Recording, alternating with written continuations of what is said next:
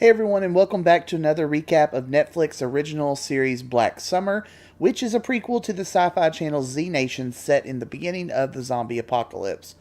This is episode 7 of the season, titled The Tunnel, and it's the last episode before the season finale.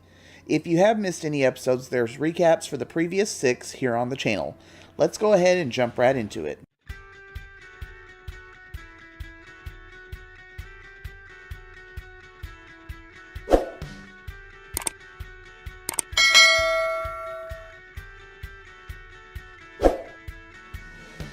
This is picking up right where the last one left off, with Spears and Son running away from the building they stole weapons from, which is now full of people trying to escape and being attacked by the zombies.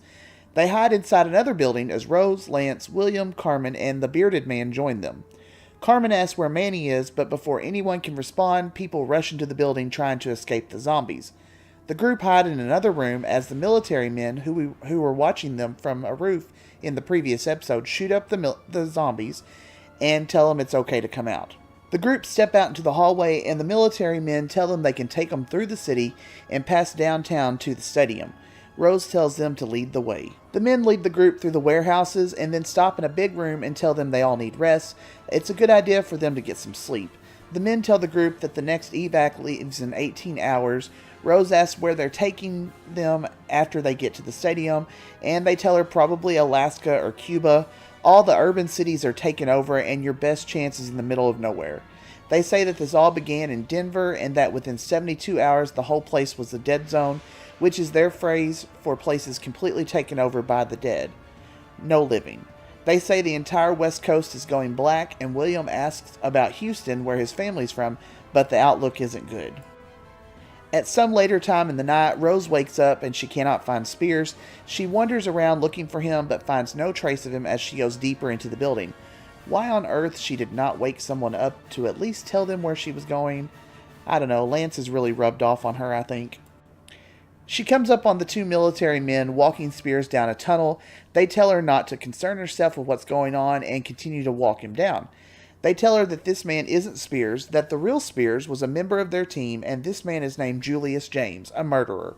Rose protests, insisting she needs them all to get to the stadium despite what's happened. They don't listen to her, and Rose shoots both men in the head and tells Spears, or Julius I guess as he's now called, to get their guns and ammo. Back with everyone else, Rose and Julius rejoin them, telling them that the soldiers didn't make it, and that they all need to weapon up because they're going outside. I'm not really sure when Rose became the leader of this group, but they all fall in line behind her.